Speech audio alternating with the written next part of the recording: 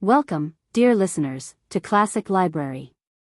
It is with great pleasure that we begin today's reading of a classic work of English literature, North and South, by the talented Elizabeth Gaskell. Prepare yourselves for a fascinating journey through Victorian England, exploring the complex social relationships, the challenges of industrialization, and the unexpected bonds that unite different worlds. To kick off this exciting story, we invite you to follow along with Chapter 1, entitled Haste to the Wedding. Settle in, relax, and enjoy this literary immersion with us. North and South. Chapter 1. Haste to the Wedding. Wooed and married and at a dot. Edith, said Margaret, gently, Edith. But as Margaret half suspected, Edith had fallen asleep.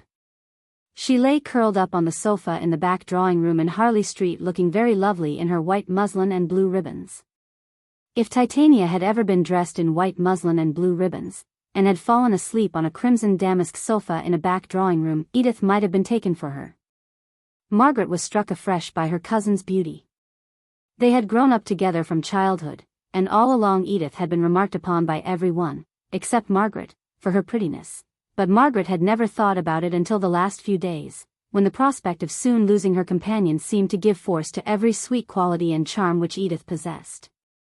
They had been talking about wedding dresses and wedding ceremonies, and Captain Lennox, and what he had told Edith about her future life at Corfu, where his regiment was stationed, and the difficulty of keeping a piano in good tune, a difficulty which Edith seemed to consider as one of the most formidable that could befall her in her married life, and what gowns she should want in the visits to Scotland, which would immediately succeed her marriage. But the whispered tone had latterly become more drowsy, and Margaret, after a pause of a few minutes, found, as she fancied, that in spite of the buzz in the next room, Edith had rolled herself up into a soft ball of muslin and ribbon and silken curls, and gone off into a peaceful little after-dinner nap.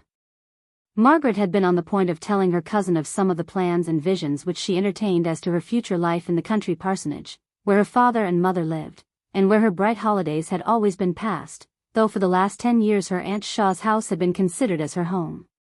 But in default of a listener, she had to brood over the change in her life silently as heretofore. It was a happy brooding, although tinged with regret at being separated for an indefinite time from her gentle aunt and dear cousin. As she thought of the delight of filling the important post of only daughter in Helstone parsonage, pieces of the conversation out of the next room came upon her ears. Her Aunt Shaw was talking to the 5 or 6 ladies who had been dining there, and whose husbands were still in the dining room. They were the familiar acquaintances of the house, neighbors whom Mrs. Shaw called friends, because she happened to dine with them more frequently than with any other people, and because if she or Edith wanted anything from them, or they from her, they did not scruple to make a call at each other's houses before luncheon. These ladies and their husbands were invited in their capacity of friends, to eat a farewell dinner in honor of Edith's approaching marriage. Edith had rather objected to this arrangement, for Captain Lennox was expected to arrive by a late train this very evening, but, although she was a spoiled child, she was too careless and idle to have a very strong will of her own, and gave way when she found that her mother had absolutely ordered those extra delicacies of the season which are always supposed to be efficacious against a moderate grief at farewell dinners. She contented herself by leaning back in her chair, merely playing with the food on her plate, and looking grave and absent, while all around her were enjoying the mose of Mr. Gray, the gentleman who always took the bottom of the table at Mrs. Shaw's dinner parties, and asked Edith to give them some music in the drawing-room. Mr. Gray was particularly agreeable over this farewell dinner, and the gentlemen stayed downstairs longer than usual. It was very well they did, to judge from the fragments of conversation which Margaret overheard. I suffered too much myself, not that I was not extremely happy with the poor dear general, but still disparity of age is a drawback, one that I was resolved Edith should not have to encounter. Of course, without any maternal partiality, I foresaw that the dear child was likely to marry early. Indeed, I had often said that I was sure she would be married before she was 19. I had quite prophetic feeling when Captain Lennox, and here the voice dropped into a whisper, but Margaret could easily supply the blank. The course of true love in Edith's case had run remarkably smooth. Mrs. Shaw had given way to the presentiment, as she expressed it, and had rather urged on the marriage, although it was below the expectations which many of Edith's acquaintances had formed for her, a young and pretty heiress. But Mrs. Shaw said that her only child should marry for love, and sighed emphatically, as if love had not been her motive for marrying the general. Mrs. Shaw enjoyed the romance of the present engagement rather more than her daughter. Not but that Edith was very thoroughly and properly in love, still she would certainly have preferred a good house in Belgravia, to all the picturesqueness of the life which Captain Lennox described at Corfu. The very parts which made Margaret glow as she listened, Edith pretended to shiver and shudder at, partly for the pleasure she had in being coaxed out of her dislike by her fond lover, and partly because anything of a gypsy or makeshift life was really distasteful to her. Yet had any one come with a fine house, and a fine estate, and a fine title to boot, Edith would still have clung to Captain Lennox while the temptation lasted. When it was over, it is possible she might have had little qualms of ill-concealed regret that Captain Lennox could not have united in his person everything that was desirable. In this she was but her mother's child, who, after deliberately marrying General Shaw with no warmer feeling than respect for his character and establishment, was constantly, though quietly, bemoaning her hard lot in being united to one whom she could not love. "I have spared no expense in her trousseau," were the next words Margaret heard. "She has all the beautiful Indian shawls and scarfs the General gave to me, but which I shall never wear again." "She is a lucky girl," replied another voice, which Margaret knew to be that of Mrs. Gibson, a lady who was taking a double interest in the conversation, from the fact of one of her daughters having been married within the last few weeks. "Helen had set her heart upon an Indian shawl, but really when I found what an extravagant price was asked, I was obliged to refuse her. She will be quite envious when she hears of Edith having Indian shawls." "What kind are they?" "Delhi? With the lovely little borders?" Margaret heard her aunt's voice again, but this time it was as if she had raised herself up from her half-recumbent position, and were looking into the more dimly lighted back drawing-room. "Edith! Edith!" cried she, and then she sank as if wearied by the exertion. Margaret stepped forward.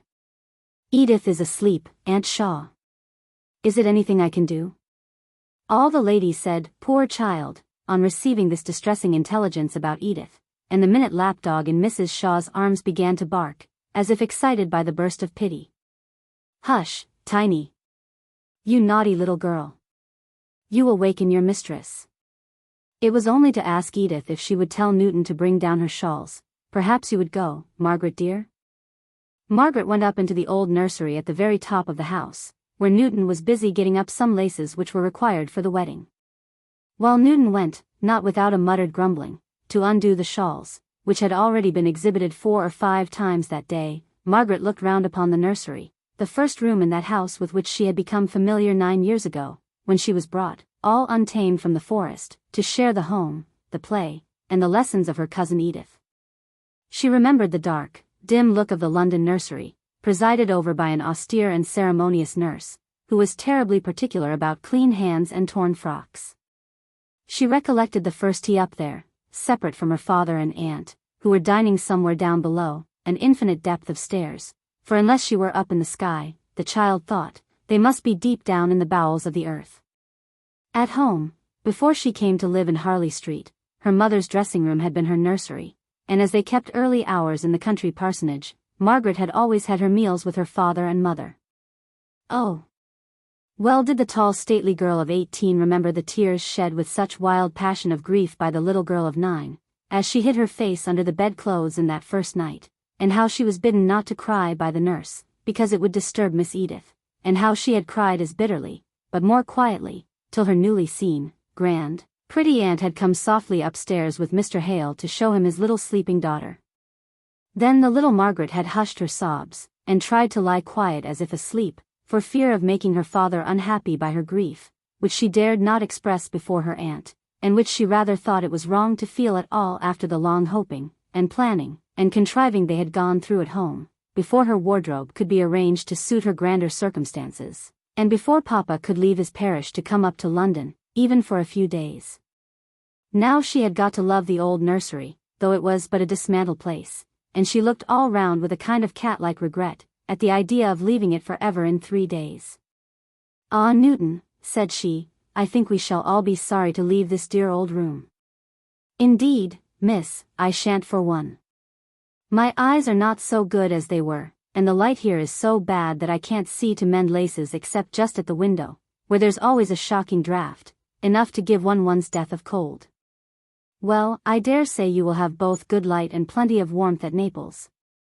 You must keep as much of your darning as you can till then. Thank you, Newton, I can take them down, you're busy. So Margaret went down laden with shawls, and snuffing up their spicy eastern smell. Her aunt asked her to stand as a sort of lay figure on which to display them, as Edith was still asleep. No one thought about it, but Margaret's tall, finely made figure, in the black silk dress which she was wearing as mourning for some distant relative of her father's, set off the long beautiful folds of the gorgeous shawls that would have half smothered Edith. Margaret stood right under the chandelier, quite silent and passive, while her aunt adjusted the draperies. Occasionally, as she was turned round, she caught a glimpse of herself in the mirror over the chimney-piece, and smiled at her own appearance there, the familiar features in the usual garb of a princess. She touched the shawls gently as they hung around her, and took a pleasure in their soft feel and their brilliant colors, and rather liked to be dressed in such splendor, enjoying it much as a child would do, with a quiet pleased smile on her lips. Just then the door opened, and Mr. Henry Lennox was suddenly announced. Some of the ladies started back, as if half ashamed of their feminine interest in dress. Mrs. Shaw held out her hand to the newcomer. Margaret stood perfectly still, thinking she might be yet wanted as a sort of block for the shawls, but looking at Mr. Lennox with a bright, amused face, as if sure of his sympathy in her sense of the ludicrousness at being thus surprised. Her aunt was so much absorbed in asking Mr. Henry Lennox, who had not been able to come to dinner, all sorts of questions about his brother the bridegroom, his sister the bridesmaid, coming with the captain from Scotland for the occasion, and various other members of the Lennox family, that Margaret saw she was no more wanted as shawl-bearer, and devoted herself to the amusement of the other visitors, whom her aunt had for the moment forgotten. Almost immediately, Edith came in from the back drawing-room, winking and blinking her eyes at the stronger light, shaking back her slightly ruffled curls, and altogether looking like the sleeping beauty just startled from her dreams. Even in her slumber she had instinctively felt that a Lennox was worth rousing herself for, and she had a multitude of questions to ask about dear Janet, the future, unseen sister-in-law, for whom she professed so much affection, that if Margaret had not been very proud she might have almost felt jealous of the mushroom rival.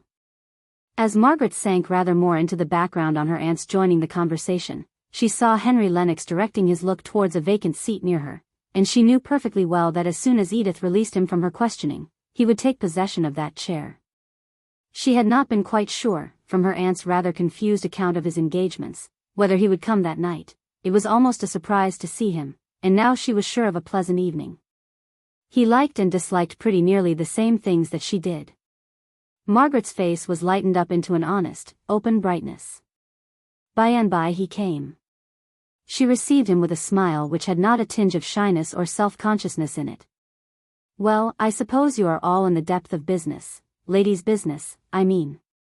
Very different to my business, which is the real true law business. Playing with shawls is very different work to drawing up settlements. Ah, I knew how you would be amused to find us all so occupied in admiring finery. But really Indian shawls are very perfect things of their kind. I have no doubt they are. Their prices are very perfect, too. Nothing wanting. The gentlemen came dropping in one by one, and the buzz and noise deepened in tone. This is your last dinner party, is it not? There are no more before Thursday? No. I think after this evening we shall feel at rest, which I am sure I have not done for many weeks, at least, that kind of rest when the hands have nothing more to do, and all the arrangements are complete for an event which must occupy one's head and heart. I shall be glad to have time to think, and I am sure Edith will. I am not so sure about her, but I can fancy that you will. Whenever I have seen you lately, you have been carried away by a whirlwind of some other person's making. Yes, said Margaret, rather sadly, remembering the never-ending commotion about trifles that had been going on for more than a month past. I wonder if a marriage must always be preceded by what you call a whirlwind, or whether in some cases there might not rather be a calm and peaceful time just before it. Cinderella's godmother ordering the trousseau, the wedding breakfast, writing the notes of invitation, for instance, said Mr. Lennox, laughing. But are all these quite necessary troubles? Asked Margaret, looking up straight at him for an answer. A sense of indescribable weariness of all the arrangements for a pretty effect, in which Edith had been busied as supreme authority for the last 6 weeks, oppressed her just now, and she really wanted someone to help her to a few pleasant, quiet ideas connected with a marriage. Oh, of course, he replied with a change to gravity in his tone. There are forms and ceremonies to be gone through, not so much to satisfy oneself, as to stop the world's mouth, without which stoppage there would be very little satisfaction in life. But how would you have a wedding arranged? Oh, I have never thought much about it, only I should like it to be a very fine summer morning, and I should like to walk to church through the shade of trees, and not to have so many bridesmaids, and to have no wedding breakfast. I dare say I am resolving against the very things that have given me the most trouble just now. No, I don't think you are. The idea of stately simplicity accords well with your character. Margaret did not quite like this speech. She winced away from it more, from remembering former occasions on which he had tried to lead her into a discussion, in which he took the complimentary part, about her own character and ways of going on. She cut his speech rather short by saying, "It is natural for me to think of Helstone Church, and the walk to it, rather than of driving up to a London church in the middle of a paved street.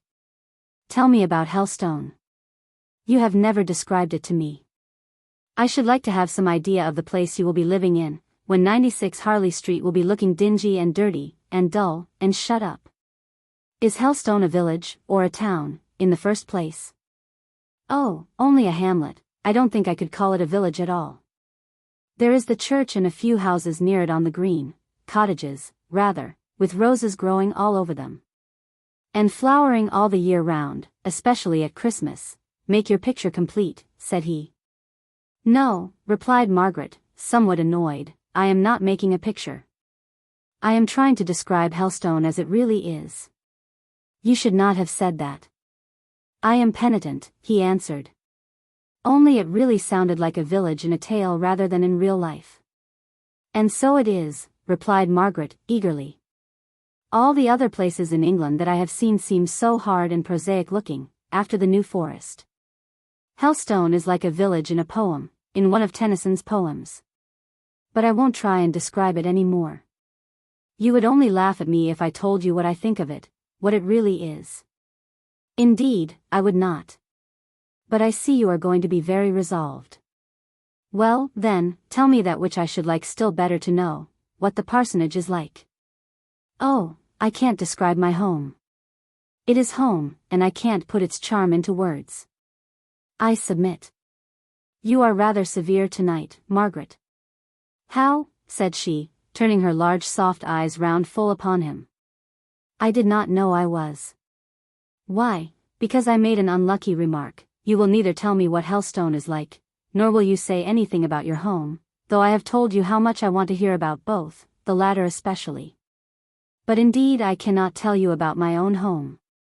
I don't quite think it is a thing to be talked about, unless you knew it." "Well, then," pausing for a moment, "tell me what you do there." "Here you read, or have lessons, or otherwise improve your mind, till the middle of the day, take a walk before lunch, go a drive with your aunt after, and have some kind of engagement in the evening. There, now fill up your day at Helstone. Shall you ride, drive, or walk?" "Walk, decidedly. We have no horse, not even for Papa. He walks to the very extremity of his parish. The walks are so beautiful, it would be a shame to drive, almost a shame to ride. Shall you garden much?" "That, I believe, is a proper employment for young ladies in the country." "I don't know. I am afraid I shan't like such hard work." "Archery parties, picnics, race balls, hunt balls?" "Oh no," said she, laughing. "Papa's living is very small, and even if we were near such things, I doubt if I should go to them." "I see, you won't tell me anything. You will only tell me that you are not going to do this and that. Before the vacation ends, I think I shall pay you a call, and see what you really do employ yourself in. I hope you will. Then you will see for yourself how beautiful Helstone is. Now I must go. Edith is sitting down to play, and I just know enough of music to turn over the leaves for her, and, besides, Aunt Shaw won't like us to talk." Edith played brilliantly. In the middle of the piece the door half opened, and Edith saw Captain Lennox hesitating whether to come in. She threw down her music and rushed out of the room, leaving Margaret standing confused and blushing to explain to the astonished guests what vision had shown itself to cause Edith's sudden flight. Captain Lennox had come earlier than was expected, or was it really so late? They looked at their watches, were duly shocked, and took their leave. Then Edith came back, glowing with pleasure, half shyly, half proudly leading in her tall handsome captain.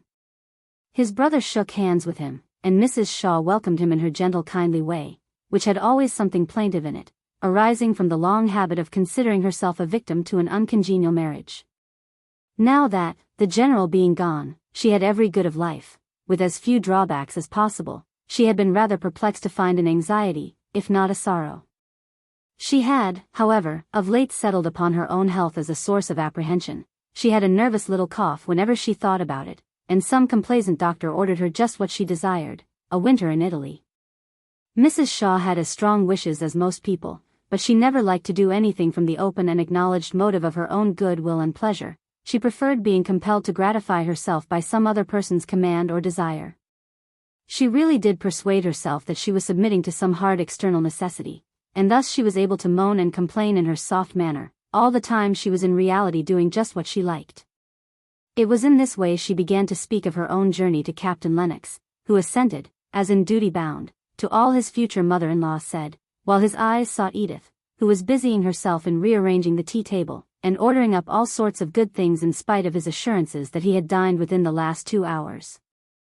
Mr. Henry Lennox stood leaning against the chimney-piece, amused with the family scene. He was close by his handsome brother. He was the plain one in a singularly good-looking family, but his face was intelligent, keen, and mobile, and now and then Margaret wondered what it was that he could be thinking about, while he kept silence, but was evidently observing, with an interest that was slightly sarcastic, all that Edith and she were doing. The sarcastic feeling was called out by Mrs. Shaw's conversation with his brother. It was separate from the interest which was excited by what he saw. He thought it a pretty sight to see the two cousins so busy in their little arrangements about the table. Edith chose to do most herself. She was in a humor to enjoy showing her lover how well she could behave as a soldier's wife. She found out that the water in the urn was cold, and ordered up the great kitchen tea kettle, the only consequence of which was that when she met it at the door, and tried to carry it in, it was too heavy for her, and she came in pouting, with a black mark on her muslin gown, and a little round white hand indented by the handle, which she took to show to Captain Lennox, just like a hurt child, and, of course, the remedy was the same in both cases. Margaret's quickly adjusted spirit lamp was the most efficacious contrivance, though not so like the gypsy encampment which Edith, in some of her moods, chose to consider the nearest resemblance to a baroque life. After this evening all was bustle till the wedding was over.